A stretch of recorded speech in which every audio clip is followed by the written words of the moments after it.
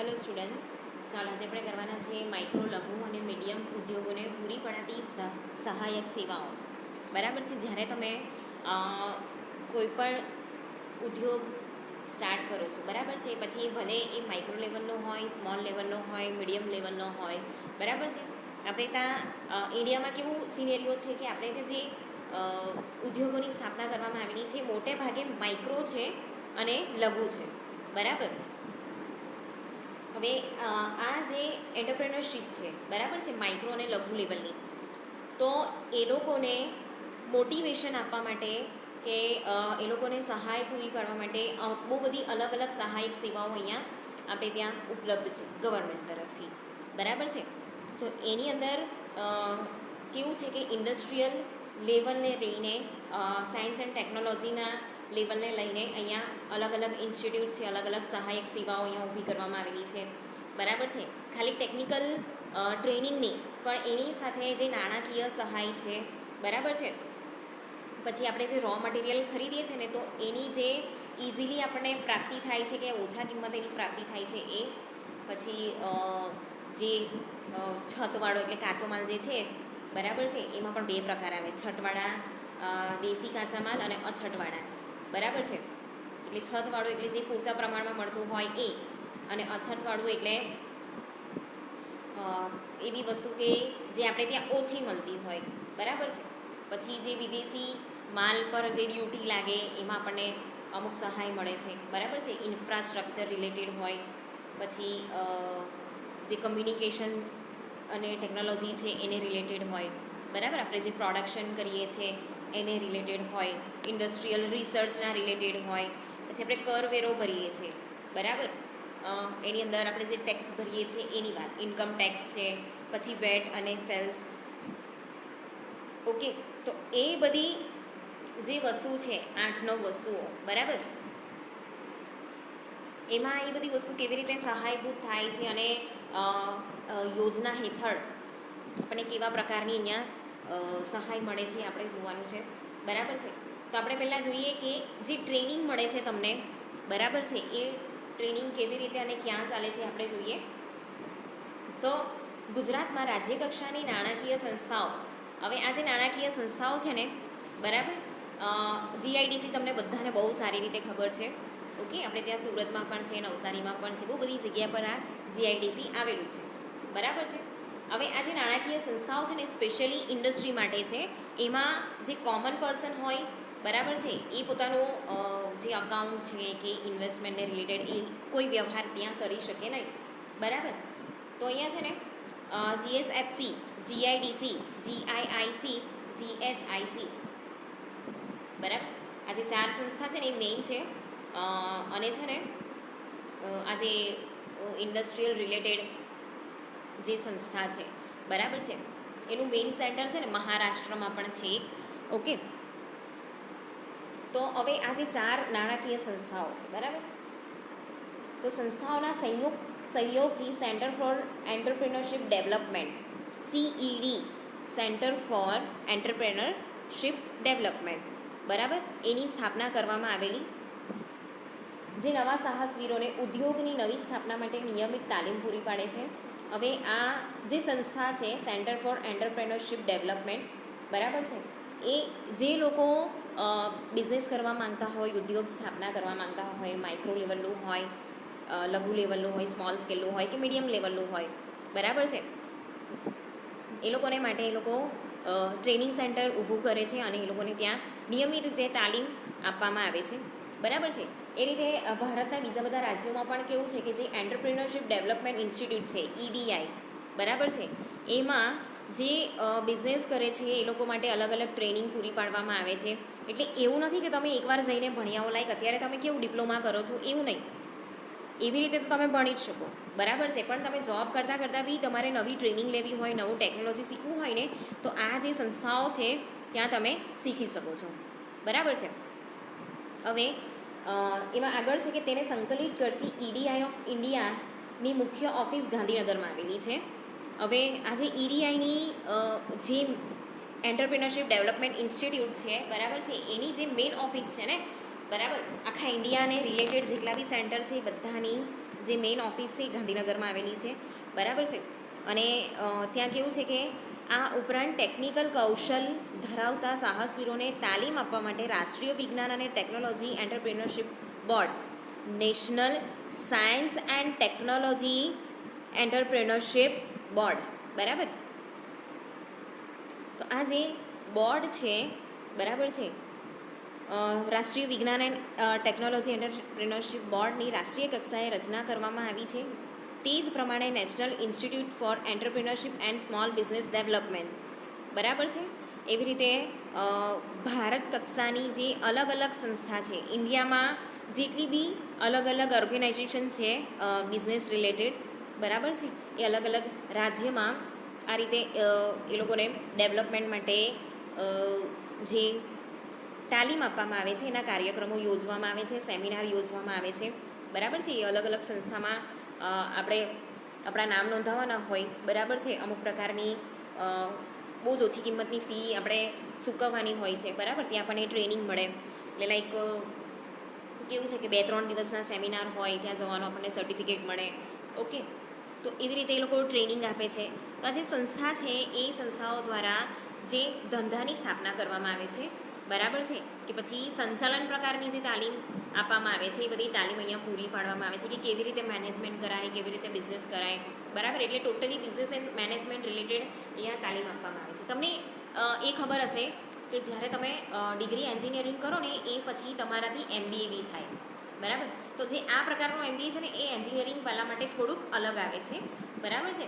એની અંદર તમે marketing related છે, પ્રોડક્શન રિલેટેડ છે, એવા બહુ બધી ફિલ્ડ છે એની અંદર તમે કરી શકો. હ્યુમન રિસોર્સિસ છે, બરાબર. તમે લોકો હ્યુમન રિસોર્સિસ 3rd સેમેસ્ટરની અંદર ભણીને આવ્યા, બરાબર છે. તો એ જે વસ્તુ છે એની અંદર બી આખું MBAની અંદર મેનેજમેન્ટનું આખું જ ફિલ્ડ છે જેની અંદર તમે MBA કરી શકો, બરાબર છે.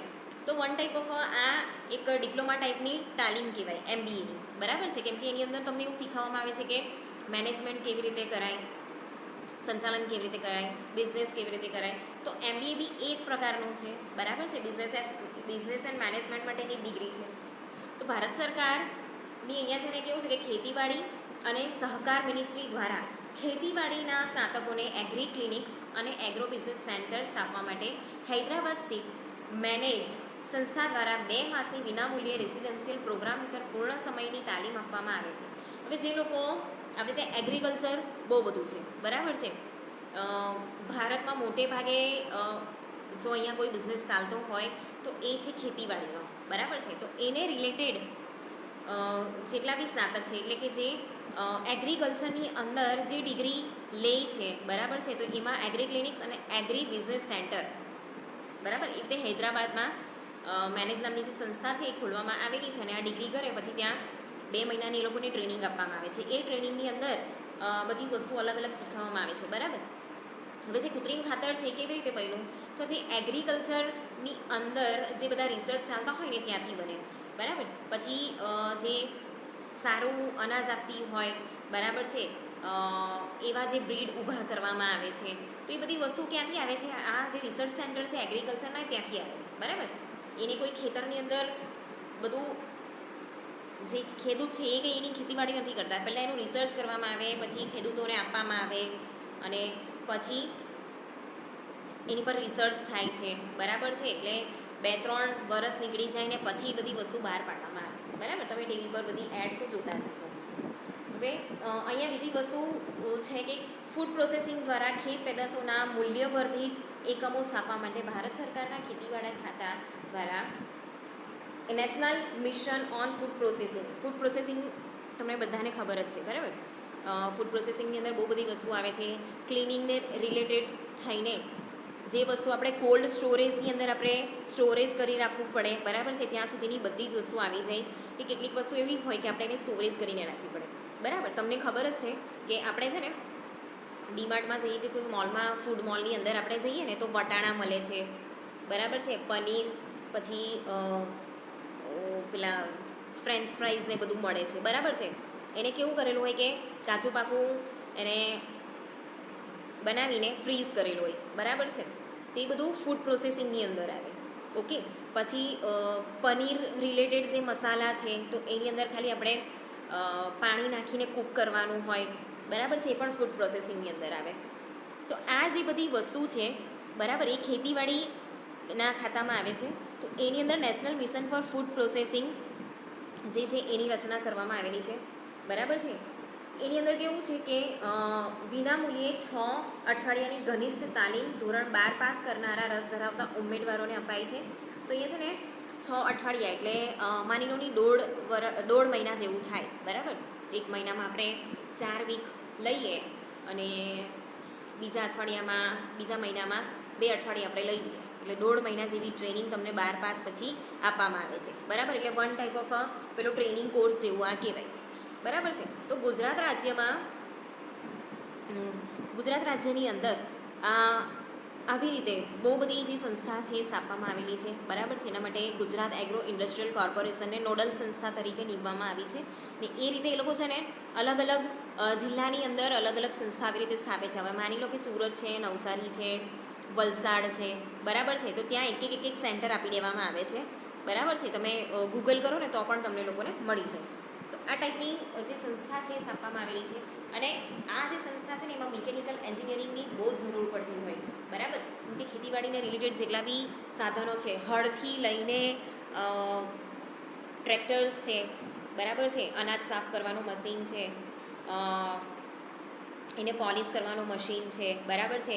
પછી તેલ જે કાઢવામાં આવે છે એની ધાણી, બધી જ વસ્તુમાં મિકેનિકલની જરૂર પડે છે, બરાબર છે. તો આ પ્રકારની જે તાલીમ જે છે, બરાબર છે, એ જુદા જુદા વિસ્તારમાં સ્થાનિક સાધનોના અનુસંધાનમાં વિવિધ ઉદ્યોગોની સ્થાપનાની વાણિજ્ય શક્યતાઓ, સ્થાપના સંબંધી વિધિ, પ્રોજેક્ટ ખર્ચનો અંદાજ, પ્રોજેક્ટ રિપોર્ટ તૈયાર કરવો, ઉત્પાદન, માર્કેટિંગ, નાણાકીય જેવા સંચાલનીય ક્ષેત્રો સંબંધી સામાન્ય જાણકારી, આવા ઉદ્યોગોને પૂરી પાડતી સહાય અને પ્રલોભનો સંબંધી જાણકારી અંગે તાલીમ પૂરી પાડવામાં આવે છે, બરાબર છે. તો અલગ અલગ જિલ્લામાં એ લોકો છે ને આવી રીતે સંસ્થા બનાવી રહી છે, બરાબર છે. અને ત્યાં જે અલગ અલગ ઉદ્યોગ છે, બરાબર છે, એમાં વાણિજ્યની શક્યતાઓ, તમને કેટલો પ્રોફિટ મળશે, તમારે કેટલું ઇન્વેસ્ટમેન્ટ કરવાનું છે, માર્કેટ ક્યાં વધારે ચાલે છે, બરાબર. વાણિજ્ય એટલે જે પૈસાકીય બાબત હોય ને એ, ઓકે. પછી સંસ્થા સંબંધી વિધિ એટલે કે રજિસ્ટ્રેશન, મેં તમને લાસ્ટ લેક્ચરમાં શીખવાડેલું, બરાબર, કે રજિસ્ટ્રેશન કેવી રીતે કરવાનું છે એ. પછી તમે કોઈ પ્રોજેક્ટ નાખો તો એનો એસ્ટિમેશન ખર્ચો કેટલો છે. પછી પ્રોજેક્ટનો રિપોર્ટ કેવી રીતે તૈયાર કરવાનો, પ્રોજેક્ટ આપણે ડાયરેક્ટ નહીં નાખી દઈએ, એનો રિપોર્ટ તૈયાર કરીને આપણે ત્યાં જમા કરાવવાનો હોય, બરાબર. એ રજિસ્ટ્રેશનની અંદર જ આવી જાય છે. પછી જે ઉત્પાદન હોય, બરાબર છે, એનું માર્કેટિંગ કેવી રીતે કરવાનું, નાણાકીય જે સહાય મળે છે, બરાબર છે, એ ક્યાંથી મળે છે, એનું સંચાલન કેવી રીતે કરવું. કેમ કે છે ને અહીંયા ખાલી પ્રોજેક્ટનું સંચાલન નહીં પણ નાણાકીય સંચાલન બી બહુ ધ્યાનથી કરવું પડે. એનો બગાડ નહીં થાય ને આપણે કરકસર કરીને જો આપણે સારી રીતે એને યુઝ કરીએ, બરાબર, તો સારામાં સારું પ્રોફિટ આપણે લઈ શકીએ છીએ. જે નાણાકીય સહાય છે, વ્યાજ સહાય છે, બરાબર છે, એનું પૂરેપૂરું માર્ગદર્શન પણ અહીંયા આપવામાં આવે છે, બરાબર છે. હવે એના પછી આપણે લઈએ કે નાણાકીય સહાય, બરાબર. તો કઈ નાણાકીય સહાય અહીંયા પૂરી પાડવામાં આવે છે. તો અહીંયા છે ને 3 પ્રકારની નાણાકીય સહાય પૂરી પાડવામાં આવે છે, બરાબર છે. તો જમીન, મકાન, યંત્રો, ફર્નિચર, વાહનો જેવી સ્થિર માલિકી માટે લાંબા ગાળાની નાણાકીય સહાય, આપણને લોન મળે છે, બરાબર. જમીન લઈએ તો જમીન માટે આપણને લોન મળે છે. ઘર લઈએ તો ઘર માટે લોન મળે છે, બરાબર છે. પછી જે મશીનરી છે એ મશીનરી લઈએ તો એના માટે લોન મળે છે. ફર્નિચર માટે લોન લઈએ છે, બરાબર છે. તો ગાડી માટે પણ લોન મળે છે, બરાબર છે. તો એવી રીતે આ કોઈ સંસ્થા ખોલવી હોય, ઓર્ગેનાઇઝેશન કે કોઈએ ઇન્ડસ્ટ્રી નાખવી હોય, બરાબર છે, તો એના માટે આપણને લોન પૂરી પાડવામાં આવે છે, બરાબર છે. કેમ કે એ ફિક્સ એસેટ છે, બરાબર છે, એ કશે ખસીને નથી જતી. એના પછી જે કરંટ એસેટ છે એ, તો એમાં કાચો માલ, ગ્રાહકોને ઉધાર વેચાણ, ઉત્પાદન અને વહીવટી ખર્ચની ચૂકવણી વગેરે સ્વરૂપની ચાલુ મિલકતો માટે ટૂંકા ગાળાની નાણાકીય જરૂરિયાતો. એટલે આપણે લોકો જે પેલી પર્સનલ લોન ટાઈપ લઈએ છે ને, બરાબર છે, એ ટૂંકી મુદતની હોય, આપણે 1 વર્ષની અંદર 6 મહિનાની અંદર આપણે એને પૂરી કરી દેવાની હોય. તો જ્યારે રો મટીરિયલ ખરીદવું હોય, બરાબર છે, કે જે કસ્ટમર છે કસ્ટમરને આપણે ઉધાર આપવા માટે, તો એના માટે પ્રોડક્શન કરવા માટે પૈસા તો જોઈએ ને, બરાબર છે. વહીવટી ખર્ચ છે એની ચૂકવણી કરવા માટે, તો એના માટે કરંટ એસેટ જે છે ચાલુ મિલકતો, બરાબર છે, તેમાં ટૂંકા ગાળાની લોન આપવામાં આવે છે. એમાં 1 વર્ષ કે 1.5 વર્ષની લોન આપવામાં આવે છે, જે 6 મહિના, 1 વર્ષ, 1.5 વર્ષની અંદર આપણે પૂરી કરી દેવી પડે, બરાબર છે. એના પછી છે કે લાંબા ગાળાના નાણાકીય સાધનો, તો એમાં ઇક્વિટી, બરાબર છે, એટલે આપણે જે પણ એસેટ જે છે, બરાબર છે, મેં તમને તે દિવસે સમજાવેલું કે પ્રોપર્ટી કોને કહેવાય અને એસેટ કોને કહેવાય, બરાબર. પ્રોપર્ટી એટલે આપણી જે પર્સનલ પ્રોપર્ટી હોય ને એને આપણે પ્રોપર્ટી કહીએ, પણ જેની અંદર આપણે ઇન્વેસ્ટ કરીએ છીએ ને આપણું માલિકીપણામાંથી આપણે કંઈ વસ્તુ ઊભું કરીએ છીએ તો એને એસેટ કહેવાય, બરાબર છે. એટલે એને કહેવાય માલિકી ભંડોળ, ઇક્વિટી, બરાબર છે. અને આ જે એસેટ છે એની પાછળ આપણે ઇન્વેસ્ટમેન્ટ કરીએ છીએ એને કહીશું આપણે ઇક્વિટી, બરાબર.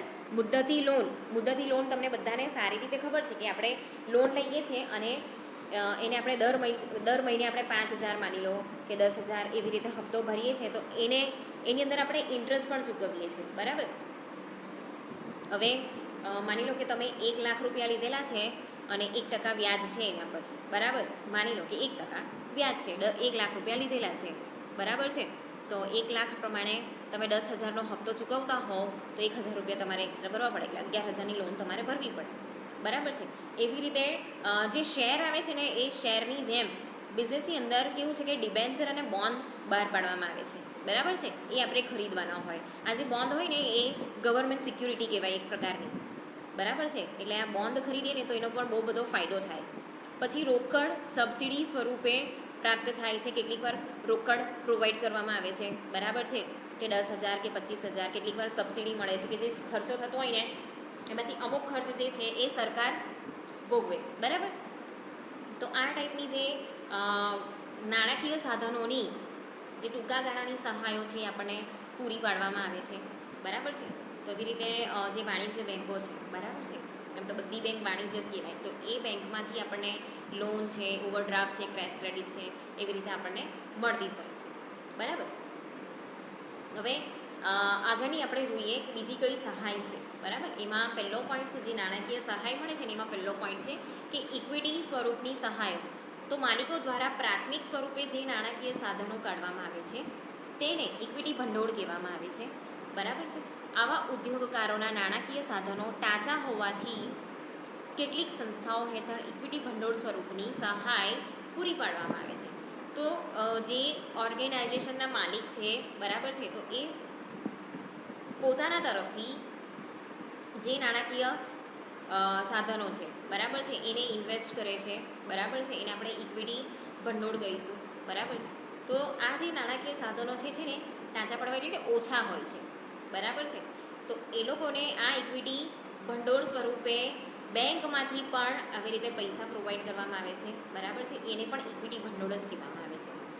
એના પછી છે મુદ્દતી લોન, ટર્મ લોન, જે તમને બધાને બહુ સારી રીતે ખબર છે, બરાબર છે. હવે જે આઈડીબીઆઈ છે ને, બરાબર, હું તમને કહેતી હતી કે એક બેંક એવી છે કે જે ખાલી ઓર્ગેનાઇઝેશનલ એટલે કે બિઝનેસ રિલેટેડ બેંક છે, બરાબર છે, જેમાં જે ઇન્ડસ્ટ્રીયલ ની અંદર જેટલા બી લોકો જોડાયેલા છે એ લોકોનું ખાતું આપણે ત્યાં ખોલાવી શકીએ, બરાબર. બાકી જે આમ જનતા છે, બરાબર, એ લોકો ત્યાં ખાતું ખોલાવી શકે નહીં. તો આ જે આઈડીબીઆઈની મેઇન સંસ્થા છે ને મહારાષ્ટ્રમાં છે, બરાબર.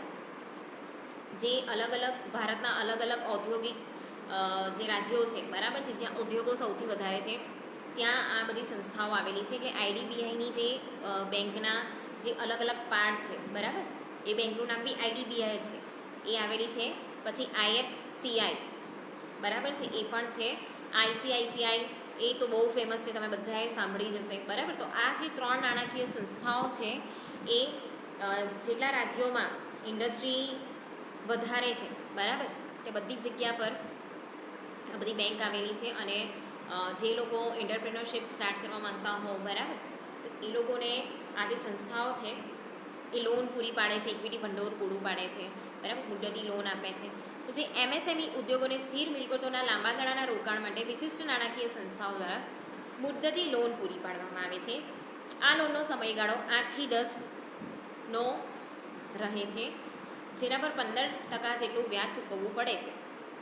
અહીંયા છે ને વર્ષ છપાવવાનું રહી ગયું છે કે 8 થી 10 વર્ષનો ગાળો હોય એમાં આપણે આ જે લોન છે ને ચૂકવી દેવાનું ને 15% વ્યાજ હોય. બરાબર.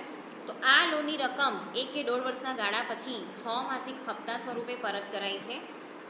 એટલે પહેલાં છે ને કેવું હોય કે આપણે દર મહિને ભરવાની હોય, પછી 6 મહિને એ ભરવાનું થાય. બરાબર. એટલે હપ્તો મોટો આવે.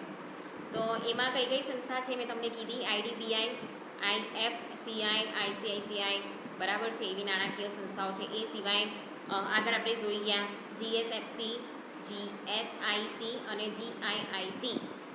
બરાબર. આ ગુજરાતની લોકલ છે, ગુજરાત રાજ્યની જે નાણાકીય સંસ્થાઓ છે ને એ. બરાબર. અને જે IDBI, IFCI, ICICI જે છે એ નેશનલ છે. બરાબર છે. તો એ લોકો મુદ્દતી લોન પૂરી પાડે છે. બરાબર છે. અને જે GIDC છે એના દ્વારા હાયર પરચેઝ ધોરણે ઔદ્યોગિક વસાહતોમાં ફેક્ટરી શેડ કે પ્લોટ પૂરા પાડવામાં આવે છે. બરાબર. એટલે એક ઇન્ડસ્ટ્રીયલ એરિયા છે, એ એરિયાની અંદર એ લોકો ફેક્ટરી શેડ કે પ્લોટ પૂરા પાડે છે આપણને. બરાબર છે. જેનું ભાડું ચૂકવવાનું હોય. બરાબર. ને ખરીદવું હોય ને તો આપણે લોન લઈને એને ખરીદી શકીએ, આપણા પૈસાથી પણ એને ખરીદી શકીએ. બરાબર છે. તો GIDC કેમ કહેવામાં આવે કે એ જે એરિયા છે ને, ઓકે, એ એરિયાની અંદર આપણે જે ઔદ્યોગિક વસાહતો છે એ આવેલી છે. બરાબર છે. અને જે આ GIDCના અંડરમાં ચાલતી હોય. ઓકે. એના પછી છે ડિબેન્ચર અથવા બોન્ડ. તો ડિબેન્ચર અને બોન્ડ જે છે એ બહાર પાડીને જે લાંબા ગાળાના નાણાકીય સાધનો છે એને ઊભા કરી શકાય છે.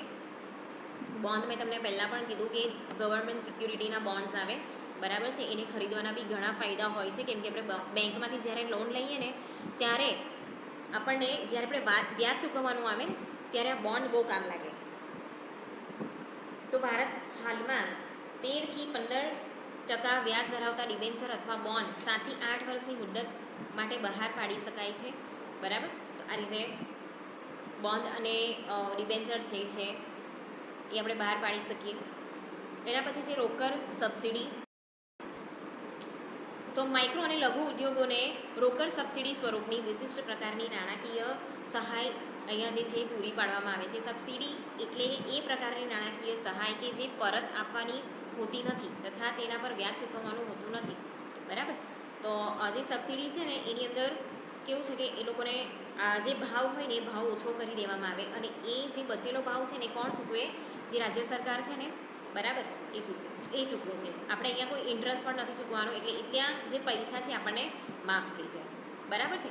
તો જે નવી ઔદ્યોગિક નીતિ છે એ પ્રમાણે રાજ્યના કુલ 28 જિલ્લાઓ અને એની અંદર 229 તાલુકાઓ જે છે, બરાબર છે, એની અંદર ગ્રામીણ અને શહેરી વિસ્તારના જે BPL, બિલો પોવર્ટી લાઇન, BPL, બરાબર છે, એવા લોકોને અહીંયા જે સહાય છે પૂરી પાડવામાં આવે છે. ગેસના બાટલા પર બી સબસિડી મળે છે, તમને બધાને એ ખબર જ છે. બરાબર. પછી જે રોકડ સહાયનું પ્રમાણ છે એ 5,000થી લઈને 10,000 સુધીનું છે. બરાબર છે. પછી ખેતીવાડી અને ધંધા માટે છે ને તો મફત કીટનું વિતરણ કરવામાં આવે છે, જેની અંદર છે ને ખાતર હોય, પછી સારા લેવલનું બિયારણ હોય, જેનાથી આપણે બિયારણ નાખીએ ને તો વધારે જે અનાજ છે ને એ આવે, અનાજ, કઠોળ, શાકભાજી, જે પણ આપણે જેનું બિયારણ મળતું હોય એ. બરાબર છે. પછી જે લોનની રકમ છે 25% થી 36% સુધી રકમ નિશ્ચિત મર્યાદાને આધીન પૂરી પડાય છે. ઓકે. પછી જે પછાત વર્ગના જે લાભાર્થીઓ છે કે સ્ત્રીઓ છે એને 33% થી 42% સુધીની રોકડ સહાય પૂરી પાડવામાં આવે છે. તો આમ જે સબસિડી ટાઈપ જ આ પણ કહેવાય છે. ઓકે. એના પછી છે કે વ્યાજ સબસિડી. તો કેટલીક વિશિષ્ટ યોજનાઓ હેઠળ ઉદ્યોગકાર દ્વારા લોન સ્વરૂપે ઊભી કરાયેલી રકમ ઉપર વ્યાજ ચૂકવાતા વ્યાજ પર રાજ્ય સરકાર દ્વારા પ્રથમ 5 વર્ષ માટે 6 થી 7%ની વ્યાજ સબસિડી ચૂકવાય છે. તો અહીંયા છે ને કેવું છે કે તમે લોન લીધેલી છે, હવે એનો 10% કે 12% તમે વ્યાજ ચૂકવો છો, તો જે પહેલાં 5 વર્ષ છે ને એની અંદર 6 થી 7%નું જે વ્યાજ છે એ કોણ ચૂકવશે? સરકાર ચૂકવશે, બાકીનું તમારે ચૂકવવાનું. તો આમ જે નાણાકીય સહાય છે એ પૂરી પાડવામાં આવે છે. એના પછી આપણે કાલે જોઈશું યંત્રો કે કાચા માલની પ્રાપ્તિ સંબંધી કેવી સહાયો આપણને મળે છે એ.